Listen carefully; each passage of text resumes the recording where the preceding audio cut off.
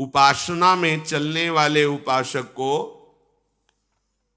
सेवापराध और उप सेवापराध 32 ये 64 इन पर सावधान रहना चाहिए। ये गलती नहीं होनी चाहिए। जैसे आप ठाकुर सेवक हैं, अपने घर में सेवा विराजमान किए हुए हैं। अब जैसे आपको ठाकुर जी के दर्शन के लिए जाना है, जहां तक ठाकुर जी के दर्शन करने के लिए जाना है, हो सके तो पादुका न पहने, नंगे पैर दर्शन करने जाए। यदि आप में ऐसी सामर्थ्य नहीं है किसी कारण से, तो सीढ़ियों में पादुका नहीं पहनना चाहिए। जहां से मंदिर की सीढ़ियां हैं, पादुका उतार कर माथा रखकर सीढ़ी में फिर चढ़ना चाहिए। खड़ाओं या पादुका पहन करके श्री विग्रह के दर्शन करने के लिए जाने में फिर अपराध लगता है।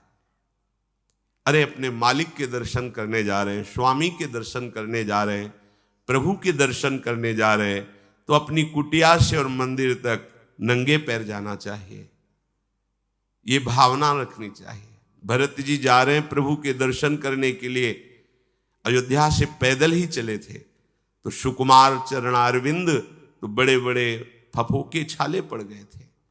वशिष्ठ जी ने देखा, सबने मिलकर भरत जी से कहा पालकी पे बैठ जाइए।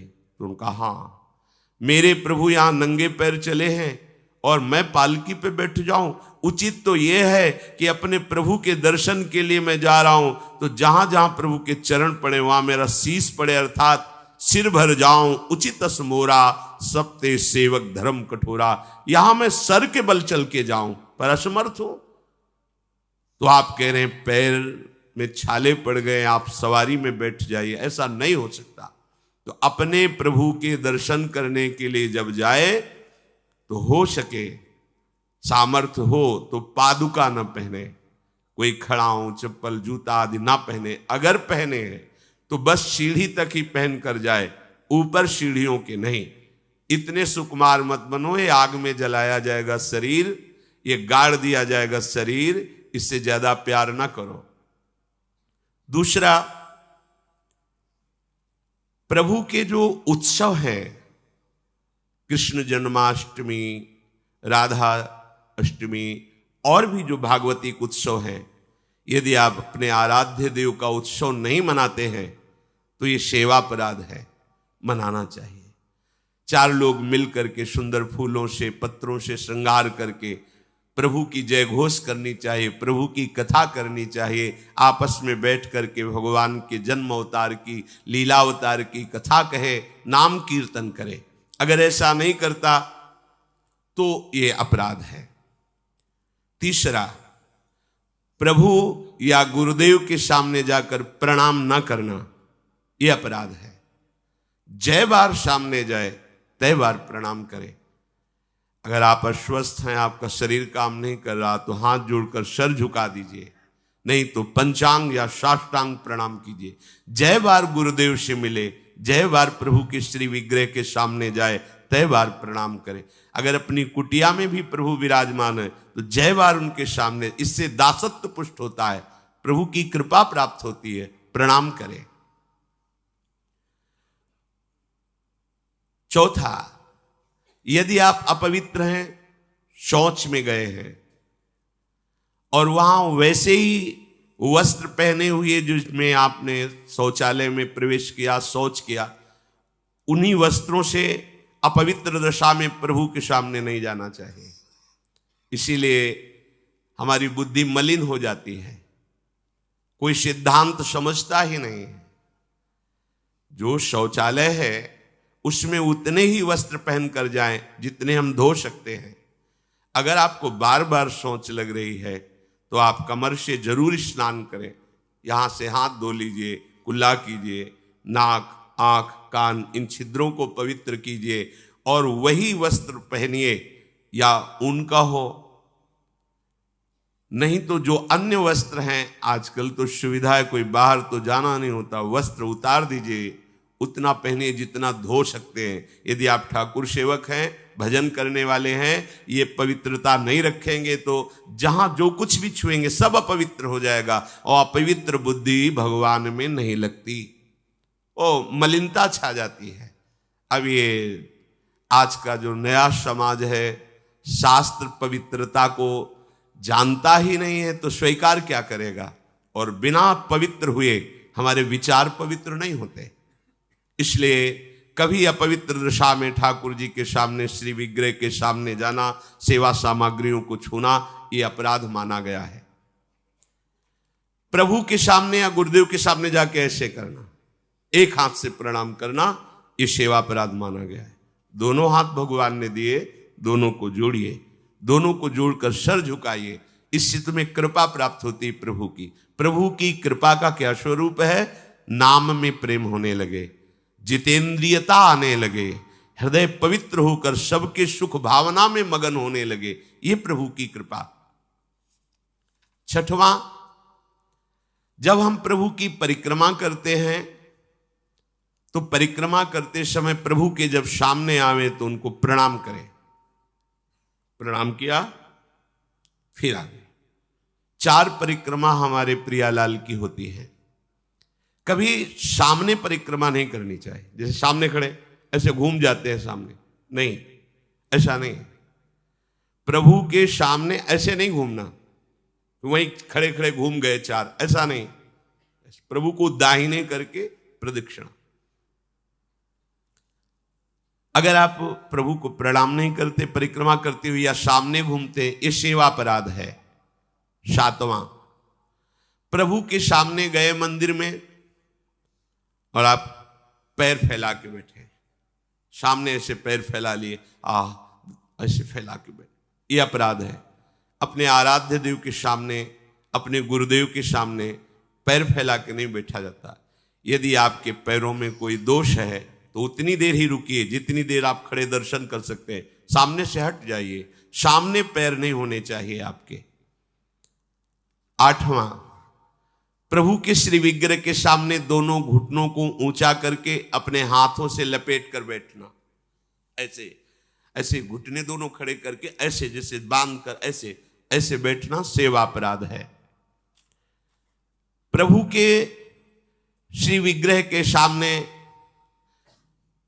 अब जैसे मंदिर में गए, थके हैं आप, दीवार में उड़क करके ऐसे सो, ये अपराध है।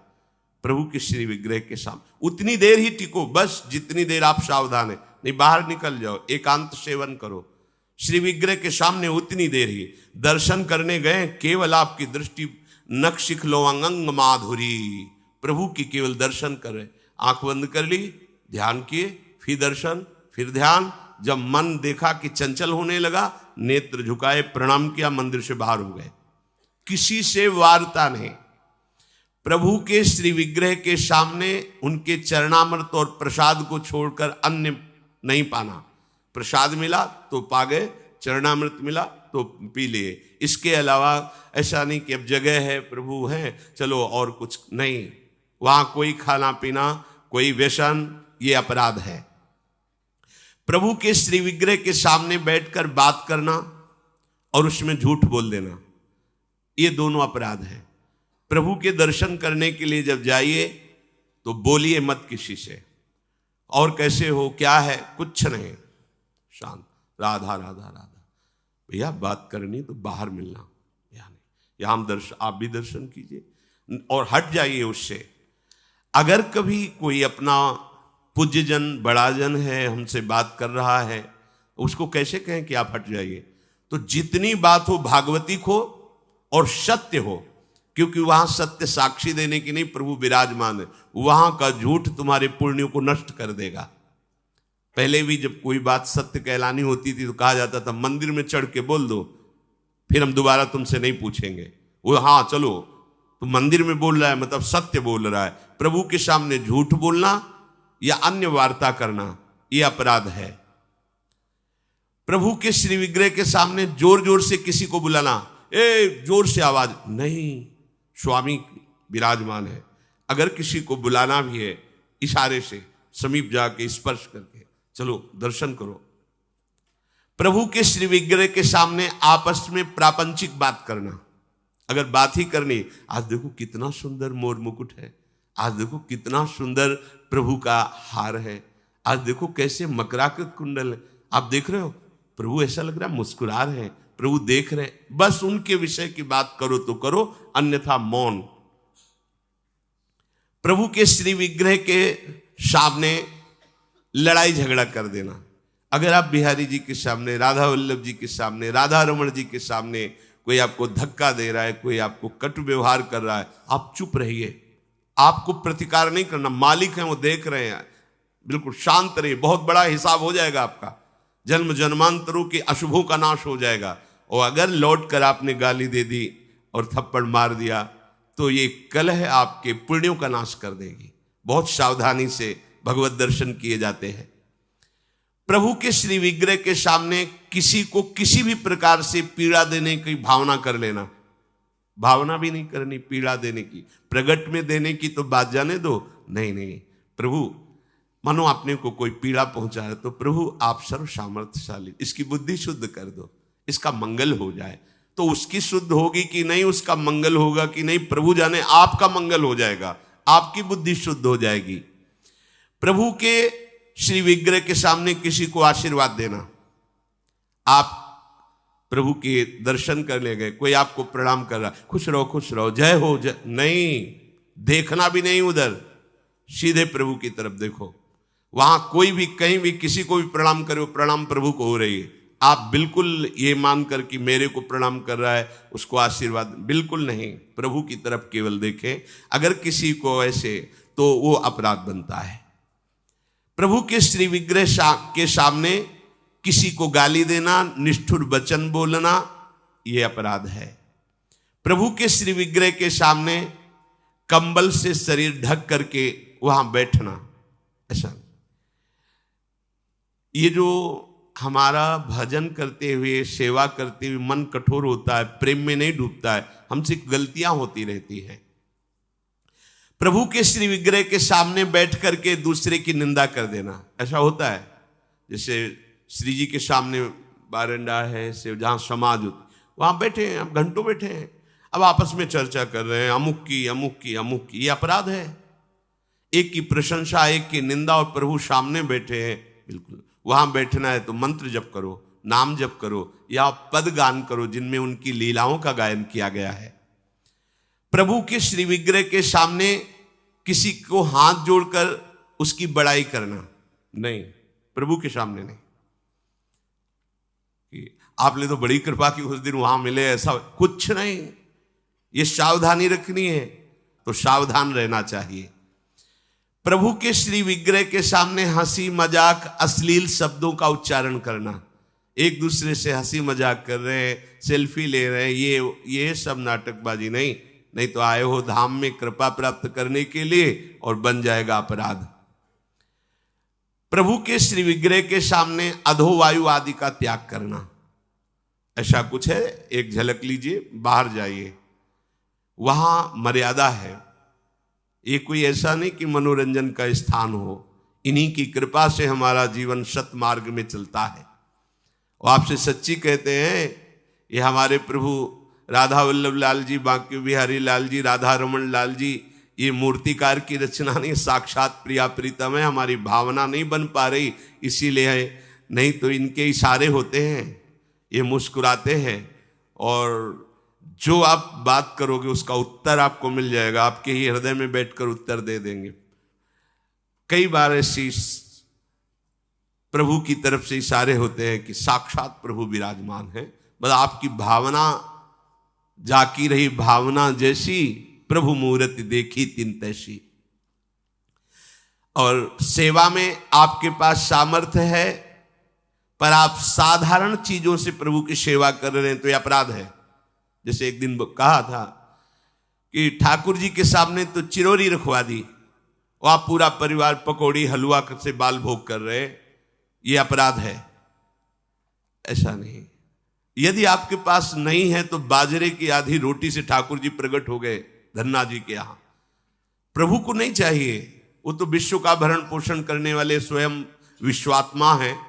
पर यदि आपके पास है तो उत्तम उत्तम भोग लगाइए, उत्तम उपचारों से प्रभु की सेवा कीजिए। ऐसा नहीं कि आप अपने लिए वस्त्र बहुत महंगे लाते हैं और प्रभु के लिए ऐसे साधारण कपड़े ले आए, अपने लिए अच्छी भोग सामग्री प्रभु के लिए। ऐसे दुकानों में है, सुपारी किसके लिए लेना है? आपको खाना है तो अच्छी क्वालिटी की रखिए, और अगर पूजा के लिए लेना है तो जो कोई खाएगा नहीं वो रखी पूजा वाली। सूखे नारियल पूजा के लिए, टून का कपड़ा पूजा के लिए। ये ऐसा नहीं होना चाहिए, ये सेवा अपराध है। अपने बच्चे को कैसे आप रखते हैं? देखिए, आप बाहर भी जाते हैं तो एक बोतल में दूध रखते हैं, थोड़े से कुछ खान पान के साथ, बच्चा है। ऐसे ही अपने ठाकुर जी को समझिए, वो आपके लाडले हैं।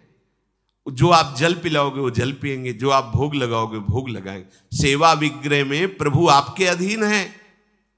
अगर सेवा विग्रह में आपने ऐसा बर्ताव किया जो नहीं होना चाहिए तो आपका हृदय कठोर हो जाएगा, आपकी भक्ति बाधित हो जाएगी। वैसे भी आसक्ति होनी चाहिए। जो सेवा विग्रह आपको प्राप्त हुआ उसमें आसक्ति होनी चाहिए। अच्छे से अच्छे पदार्थ देखकर मन ललचा जाए कि मेरी सामर्थ्य तो नहीं, पर अगर सामर्थ्य होती तो आज प्रभु को ये भोग लगाते, आज प्रभु को ये पहनाते, तो आप ये समझो आपको उसका फल मिल गया। चढ़ा नहीं पाए, समर्पित नहीं कर पाए, पर उसका फल आपको मिल गया, क्योंकि आपने विचार किया ना, भावना की ना, और प्रभु भाव ग्रहण करते हैं। प्रभु को बिना अर्पित किए किसी भी वस्तु को खाना पीना यह सेवा अपराध है। यदि आप गुरुमंत्र लिए हो, ठाकुर सेवा विराजमान किए हो और आप बिना अर्पित किए पाते हैं तो अपराध है। एक बार नंदगांव ब्रज भक्तों के चरित्रों में है, अगर आप बिना भोग लगाए पाते हैं, बिना भोग लगाए जल पीते हैं, जल भी पीना है तो आप अपने गुरुदेव का स्मरण करके नाम लेकर ही जल पीजिए, उनको भाव से अर्पित करके। भोग पाइए तो अर्पित करके। अगर आप अर्पण नहीं करते तो इसमें अपराध बनता है। ये आपकी बुद्धि को भ्रष्ट कर देगा, मलिन कर देगा। बिना भोग लगाए कुछ नहीं पाना। अगर ऐसा नियम रखोगे तो तुम्हारी बुद्धि रोज का रोज भक्ति के रंग में रंगती जाएगी, हृदय द्रवित हो जाएगा। बिना अपने आराध्य देव को अर्पित किए हुए कुछ भी नहीं स्वीकार करना। अगर हमें वस्त्र भी पहनना है तो पहले प्रभु को अर्पित करना है। अगर ऐसी भावना रखोगे तो बहुत जल्दी प्रभु कृपा करके अपनापन आपके हृदय में प्रकट कर देंगे। जो सबसे बड़ी सिद्धि है कि श्री जी हमारी, लाडली जो हमारी, ये भाव आ जाना, हमारे माई श्यामाजू को राज, ये सबसे बड़ी सिद्धि हृदय में आ जाना। जैसे मीरा जी कहते, मेरे तो गिरधर गोपाल दूसरो न कोई। प्रभु को निवेदन किए बिना कोई भी वस्तु खाना पीना ये सेवा अपराध है। और जो ऋतु में सबसे सुंदर फल है, जो अनुकूल मौसम के है, वैसे ही सेवा करनी चाहिए। सर्दी है, थोड़ा गुनगुना जल, वो पदार्थ भोग में लगाएं जो सर्दी दूर करते हैं, क्योंकि आप जैसी भावना करेंगे प्रभु वैसा ही आपको अनुभव कराएंगे। अब कोई कल पूछ रहा था कि पानी बदलना चाहिए क्या प्रभु के लिए?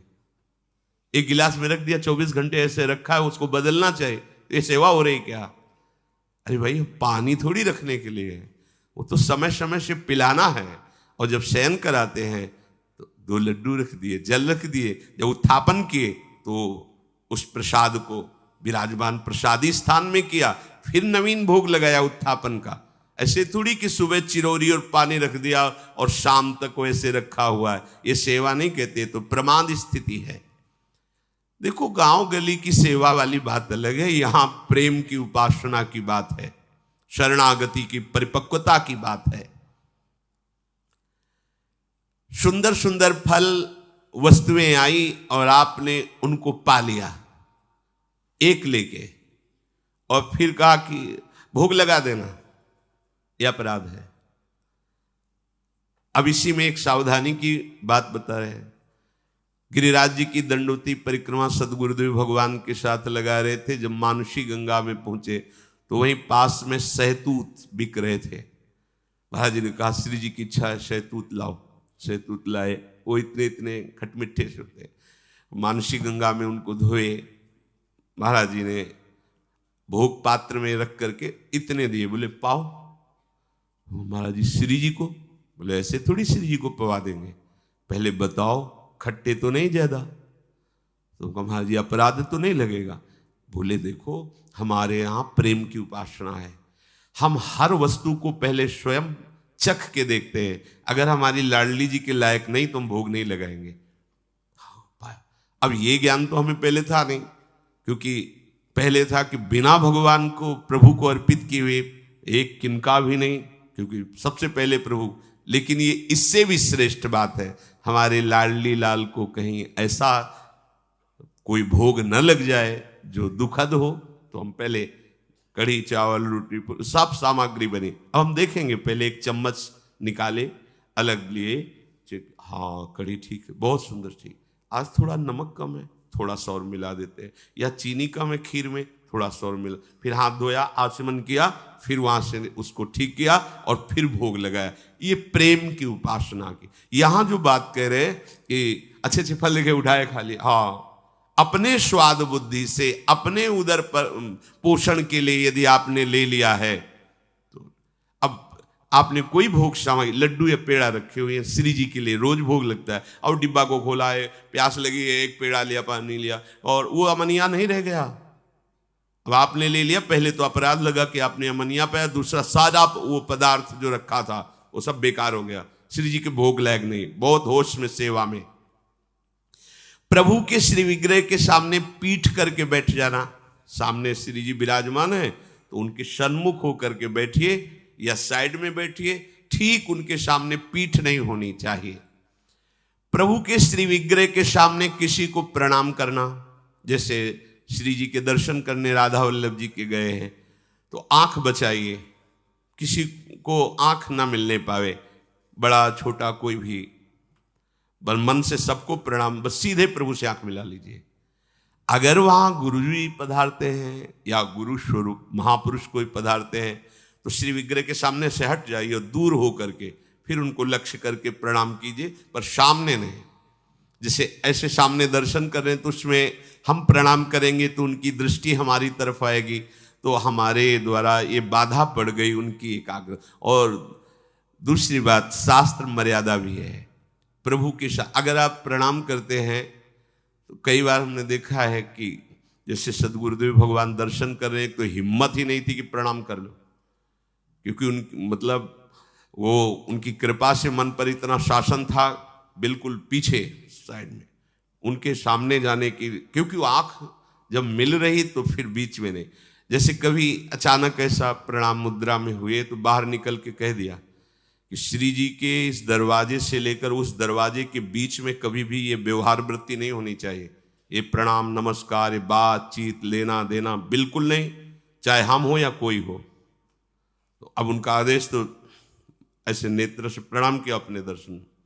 श्री जी के सामने, श्री विग्रह के सामने किसी को प्रणाम ना करना, श्री जी के सामने प्रणाम ना करवाना और प्रणाम ना करना, केवल श्री जी को प्रणाम करना। हाँ गुरुदेव हैं तो उनको मानसिक प्रणाम कर, लेकिन उनसे भी प्रार्थना करना, बातचीत करना, कोई सलाह लेना या कोई चर्चा करना निषेध किया जा रहा है। कुशल प्रश्न, उनका स्तवन आदि, क्योंकि उनको विघ्न पड़ेगा। हमारी श्री जी में गुरुदेव में अंतर नहीं, लेकिन इस समय गुरुदेव की दृष्टि श्री जी में है। अगर हम जरा भी बातचीत की, प्रणाम कर रहे तो उनकी चित्तवृत्ति, उनकी दृष्टि हमारी तरफ आएगी, ये हमारे द्वारा अपराध बन गया। हम उनको सुख प्रदान करने के लिए हम छुप जाएं कि वो हमें देखे भी ना और वो श्री जी को देखे। अपने मुख से अपनी प्रशंसा करना ये सेवा अपराध के अंतर्गत है। सेवक को कभी स्वामी के सिवा किसी की प्रशंसा नहीं करनी चाहिए, ना अपनी ना पराये की, केवल अपने आराध्य देव की बात। किसी की भी निंदा करना बिल्कुल नहीं, ये तो घोर अपराध वृत्ति है। पर निंदा के किए ते आवत नहीं कछुआत, मूर्ख पर्वत पाप को ले चल अपने साथ। अगर हम किसी की निंदा कर रहे हैं तो उसके सारे पाप हमारे पास आ रहे हैं, ये आप सच्ची समझ लीजिए। बिना पाप कर्म किए, पाप का बोझा आपके माथे पे लद जाएगा यदि आप किसी की भी निंदा करते। काहे को इतना बड़ा घाटा करते हैं? तो निंदा तो नहीं करते पर सुन लेते हैं, कोई कहता तो दोनों का एक ही फल है, कथन श्रवण का एक ही फल है। जैसे एक पाप आचरण कर रहा है और एक पापाचरण की प्रेरणा दी है, जाओ ऐसा कर लो, और एक कहां जा रहे हो, ऐसा करने जा रहे हो, हाँ ठीक है करो, तीनों को बराबर दंड मिलेगा।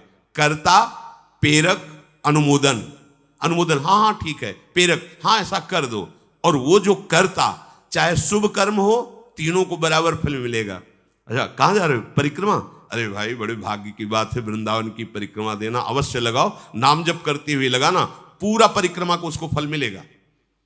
अच्छा बैठे क्या कर रहे हो, 2-3 घंटे आप ऐसे बातचीत में नाम कीर्तन करते हुए परिक्रमा लगाओ ना वृंदावन के, चलो छाह लगाते, ये प्रेरणा हुई, वो अनुमोदन हुआ और वो परिक्रमा लगा रहे, तीनों को बराबर फल मिलेगा। ऐसे ही पाप कर्म में है, कर्ता, प्रेरक, अनुमोदन, तीनों को बराबर दंड मिलता है।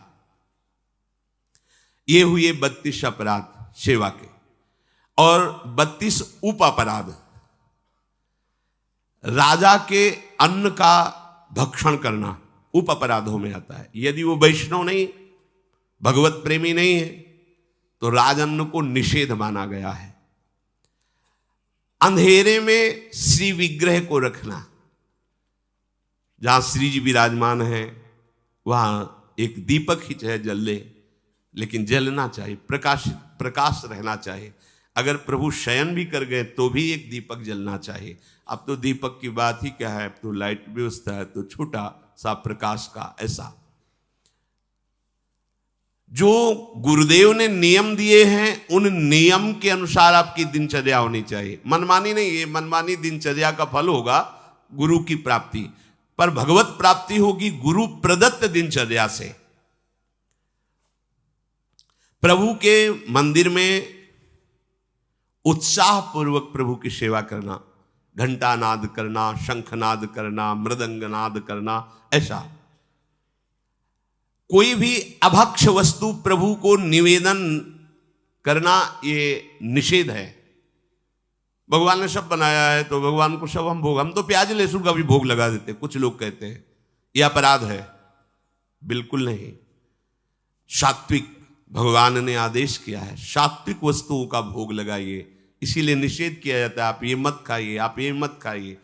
अरे क्या है, इतनी सी जिह्वा है, यहां से स्वाद खत्म है, यहां से स्वाद है नहीं, केवल इतनी जिह्वा में जितनी देर रहेगा उतना ही स्वाद है।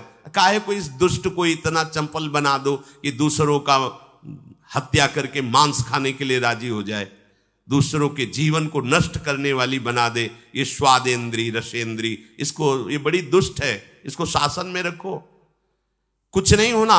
बस इतने से यहां गया, घाटी के नीचे माटी मल बन गया, कुछ नहीं है, बाहर है तो बेकार, बस उतने ही में स्वाद है। ये आज तक तृप्त नहीं हुआ, जीवन हो गया इसको खवाते हुए। किसी और का जूठन अपने प्रभु को भोग नहीं लगाना चाहिए। सब भगवत स्वरूप है, पर जैसे अपने प्रियालाल को भोग लगाना है, बोले वहीं और भी भगवत स्वरूप विराजमान, उनके आगे थाली करके फिर ले गए प्रियाल, यह अपराध है। एक तो अपने आराध्य देव का अनन्य होना चाहिए, और अपने प्रियालाल का भोग चाहे जो कोई पाले, लेकिन किसी और का अपने प्रियालाल को भोग नहीं लगता है। सर्वोपम नवनिवृत्त निकुंज विहारिणी बिहारी जू का। अब जैसे कोई भोजन आदि बना है और उसको कोई भी जूठा कर दे, कोई भी बच्चा या कोई भी, कैसे उसे प्रभु को हम भोग नहीं लगा सकते। और सेवा करते समय बोलना मना है। जैसे श्री जी को आप स्नान करा रहे हैं, श्रृंगार कर रहे हैं, तो या तो पद गाइए या नाम कीर्तन कीजिए या मंत्र जप कीजिए, बातचीत करते हुए सेवा नहीं, ये अपराध है उप अपराधों में। इतना पाइए कि सेवा पूजा करते समय बार बार वो अधोवायु हो, ये सब, इसीलिए साधक की तरह भोजन पाता है। किसी से छीन करके जबरदस्ती प्रभु की सेवा पदार्थ लाना ठीक नहीं है। श्रद्धा से दिए गए पदार्थ से ही भोग लगे। देखो, भगवत मार्ग में टैक्स नहीं लगता। जो सच्चा भगवत मार्ग में कहीं किसी में टैक्स नहीं है। ये हमारी अलबेली सरकार है, सब फ्री। हाँ, तुम्हारी श्रद्धा है, एक फूल रख दिया, एक फल रख दिया, वो आपस में भोग लगाकर प्रसाद रूप से सेवा में आ जाए। ये करो तो इतने रुपया, यहां पर्चा भरो तो इतने रुपया, यहां तो इतने रुपया, तो वो रुपये ही है, सत्य मार्ग नहीं है। सत्य मार्ग श्रद्धा का विषय होता है, टैक्स का राजकीय मार्ग होता है। टैक्स राजकीय मार्ग में लिया जाता है, भागवतिक मार्ग में श्रद्धा चलती। श्रद्धा पूरा तन मन प्राण सर्वस्व समर्पण, ये मार्ग है। इसमें कि हमने इतने भर दिए हैं रुपए पर्चे में, अब हमको ऐसी जगह मिलेगी, वहां बैठेंगे, सुविधा मिले। यहां रुपए से जगह सुविधा और कृपा नहीं मिलती। यहां मन देने से, प्राण समर्पित करने से, अभिमान समर्पित करने से हमारे हरि की कृपा की प्राप्ति होती है। तो किसी से जबरदस्ती, वो जबरदस्ती ही माना जाता है कि अगर तुम्हें अमुक तो फिर भरो इसमें, वो हमारे ठाकुर जी को स्वीकृत नहीं होता।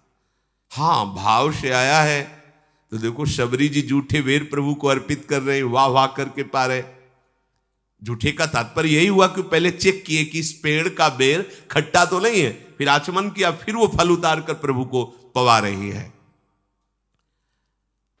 कोई भी पुष्प या गंध प्रभु को अर्पित करना है तो उसे पहले सूंघना नहीं। कि जैसे इत्र है तो खुद इतने सौरभ उसमें आ रहे कि आपको पता चल जाएगा कैसा है। अब उसको ऐसा नहीं कि हाँ ठीक है श्री जी को लगा, नहीं, वो सौरभ आ रहे, खुद पता चल रहा है। आपने पुष्प लिया, सूंघा, फिर वो श्री जी को वो अर्पित करने लायक नहीं है। निषिद्ध पुष्पों से प्रभु की पूजा ना की जाए, जो प्रभु को चढ़ाने के लिए निषेध किए गए हैं। अब जैसे एक प्रभु को निषेध होते हैं तो दूसरे प्रभु को स्वीकार होते हैं। जैसे हमारी श्री जी को धतूरे का फूल नहीं चढ़ा सकते, लेकिन हमारे महादेव जी के माथे पे धतूरे का फूल चढ़ा सकते हैं। तो ये प्रवीणता गुरु जी से आती है कि हमारे आराध्य देव को क्या पसंद है। प्रभु के सेवा कुंज में, सेवा में प्रवेश के लिए पूर्ण पवित्रता, वस्त्र पवित्र,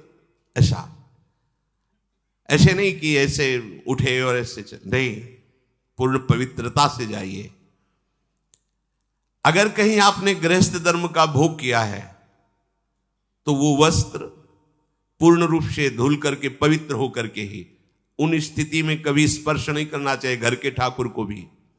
रजस्वला धर्म में माताएं बहनें होती, 3 दिन तक सेवा से अलग रहकर भजन साधन करें, भगवत चिंतन करें, लेकिन भगवत सेवा में कोई भी जो वस्तु आने वाली उसका स्पर्श न करें। जो अखंड ब्रह्मचारिणी है, वैराग्य भावना से युक्त है, तो उन्होंने अपने जीवन को ही प्रभु को दे दिया, गृहस्थ धर्म को स्वीकार नहीं किया, इसलिए परम पवित्र भगवत भावना में निरंतर सेवारत है। प्रभु को जो दीपक भी स्पर्श करना उसको अपने प्रयोग में न लावे। प्रभु को कभी किसी शव के साथ यात्रा करना, स्पर्श करना, श्मशान में जाना, तो वस्त्र सहित स्नान करके ही अपने सेवा भवन में प्रवेश करना। अब यहां एक और रहस्य, यदि वो वैष्णव है, विरक्त संस्कार से युक्त है, तो इसके प्राण चले गए हैं, तो शरीर स्पर्श से आप पवित्र होंगे, ना कि स्नान करने की जरूरत है। लेकिन यदि वो गृहस्थ है तो फिर ये प्रक्रिया उसके साथ जाकर फिर लौटते समय वस्त्रों सहित स्नान करें। बिना पवित्र वस्त्र के, धोए वस्त्र के, जैसे रात्रि में आप शयन किए हैं, जो वस्त्र पहने हुए, उन्हीं से सेवा में नहीं जाना। रात्रि में शयन किए हुए वस्त्रों को धोया जाता है, प्रातः काल उठ करके उन वस्त्रों का त्याग करके नवीन वस्त्र धारण करके दिनचर्या की जाती है। इसीलिए रात्रि में उतने ही वस्त्र पहने जाते हैं जो सुबह प्रातः शौच आदि में जाकर धोए जाते हैं। गुस्से में भर करके किसी से आप गुस्सा हो गए और सेवा करने जा रहे हैं तो रुक जाइए, पहले गुस्सा शांत कीजिए। क्रोधावेश में अंदर मत जाइए सेवा में। लाडली लाल की सेवा करनी, पहले बाहर बैठिए, कोई पद उच्चारण कीजिए, नाम चिंतन कीजिए, अपनी गुस्सा को शांत कीजिए। कभी भी किसी तरह से किसी पशु का मांस, पक्षी का मांस या कोई नशे वाली वस्तुएं कभी भी सेवा भवन में प्रवेश ना होने पावे। जैसे कई गृहस्थ जन है कहते हैं कि हमारे यहाँ वो लोग नहीं मानते और रसोई ऐसी बनाते हैं मांस आदि की, तो मुझे क्या करना चाहिए? देखो, वो पात्र स्पर्श करने लायक भी नहीं है भगवत सेवक जनों के द्वारा, जो अपने सदगुरु की आज्ञा में रहते हैं, श्री जी की सेवा करते हैं। अब उनके लिए बड़ी समस्या है उस परिवार में, पर जैसे भी बने तैसे देखो, पर वो पात्रों में रांधा हुआ भोजन, जिनमें मांस रांधा गया है, वो कभी ठाकुर जी को या गुरुदेव को अर्पित करना अपराध माना गया है। कभी ऐसा ना करें। हमें तो लगता है उस रसोई में नहीं अमनिया होना चाहिए जिसमें ऐसे पदार्थ रांधे गए हैं। कोई भी उपासक ये गांजा, अफीम, ये नशा करके, कुछ लोगों को तो ऐसा भ्रम हो गया है कि बहुत ध्यान लगता है नशा करके। शराब पिए नाली में पड़े हैं, लघु शंका कर रहे हैं, बादशाह है। अगर कृपा हुई तो कुत्ता भी ऊपर लघु शंका कर रहा है, उनको लग रहा है मानो मेघ जो है अमृत वर्षा कर रहे हैं। हाँ, नशे में वो तो दृश्य है, वो तो देखने को मिलते हैं, कोई ये अलौकिक बात थोड़ी है। नशा लिया, आपके सारे यंत्र मूर्छावस्था को, शिथिलता को प्राप्त हो रहे हैं। बोले बड़ा आनंद आता है भजन में आनंद आता है। भजन में तो आनंद तब आता है जब सावधान और चेतना युक्त होकर मन से लड़ करके प्रभु में चित्त को जोड़ो, तब आनंद की प्राप्ति हो। कोई भी नशा भगवत प्राप्ति करा देता तो शास्त्रों में लिखा होता, कहीं नहीं, सब जगह महापुरुषों ने निषेध किया।